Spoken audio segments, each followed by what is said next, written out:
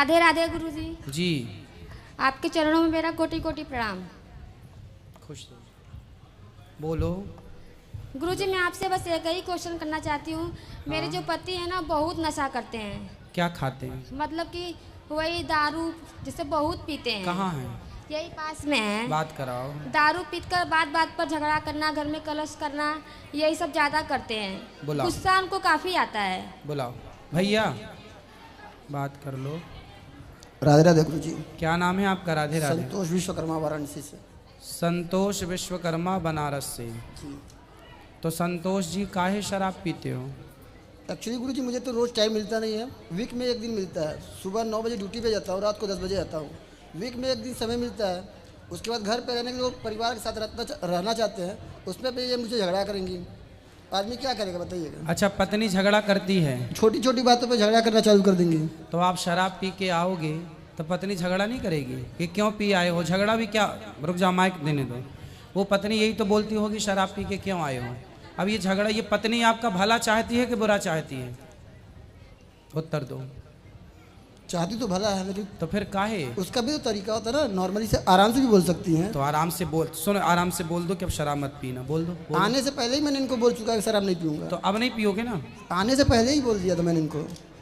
चलो अच्छा, अब नहीं पियेंगे तो फिर आप बहुत अच्छे हैं। तो अब पक्का वादा कर लें हम आपसे, पक्का विश्वास कर लें कि आप नहीं पियेंगे?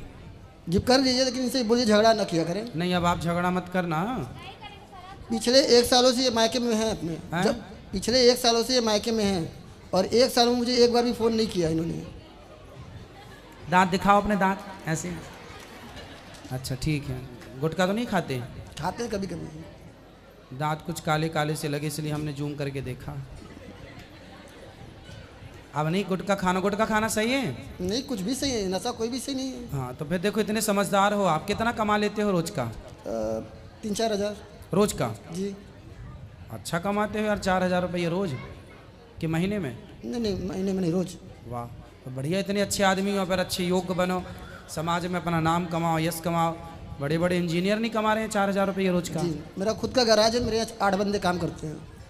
फिर भैया इतने संपन्न हो, इतने बढ़िया हो, तो जो पैसा शराब में खर्च करते हो वो गौरी गोपाल आश्रम में वृद्ध माओं को दे दिया करो, हमारी माताओं का भला होगा।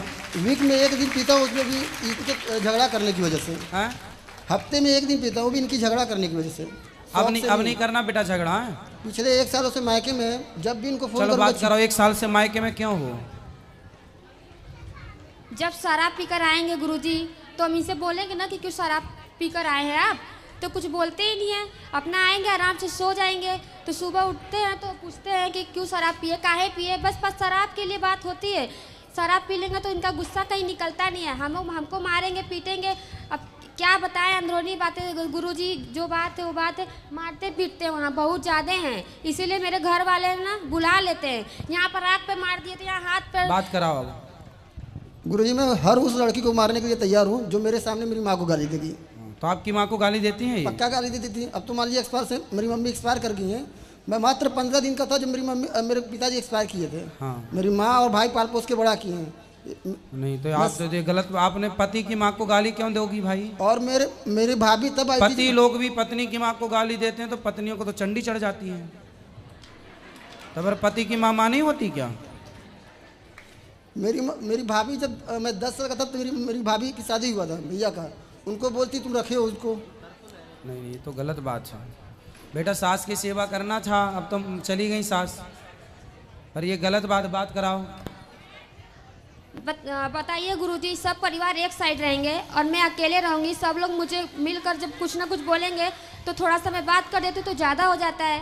नहीं तो गाली दोगी सास को?